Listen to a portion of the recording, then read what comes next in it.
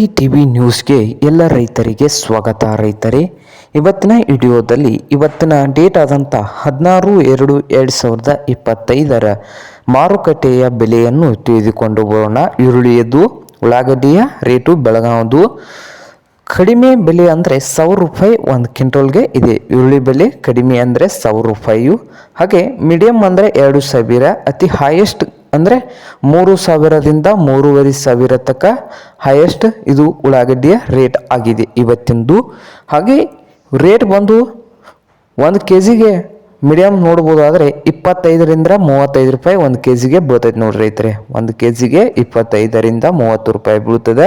1 ಕ್ವಿಂಟಲ್ಗೆ 2500ದಿಂದ 3500 ರೂಪಾಯಿ ಅಷ್ಟು ಸೇರಿ, ಸಣ್ಣ ಗಡ್ಡಿ, ಮೀಡಿಯಮ್ ಗಡ್ಡಿ ಹಾಗೆ ದೊಡ್ಡ ಗಡ್ಡಿ ಸೇರಿ ಇಷ್ಟು ಪ್ರೈಸ್ ಆಗ್ತದೆ. ಹಾಗೆ ಉಳ್ಳಾಗಡ್ಡಿ ಕ್ವಾಲಿಟಿ ಉತ್ತಮವಿದ್ದರೆ 3500 ರೂಪಾಯಿ ಫರ್ ಕ್ವಿಂಟಲ್ಗೆ ಆಗ್ತದ. 1 ಕ್ವಿಂಟಲ್ಗೆ 3500 ರೂಪಾಯಿ ರೇಟ್ ಆಗ್ತದ.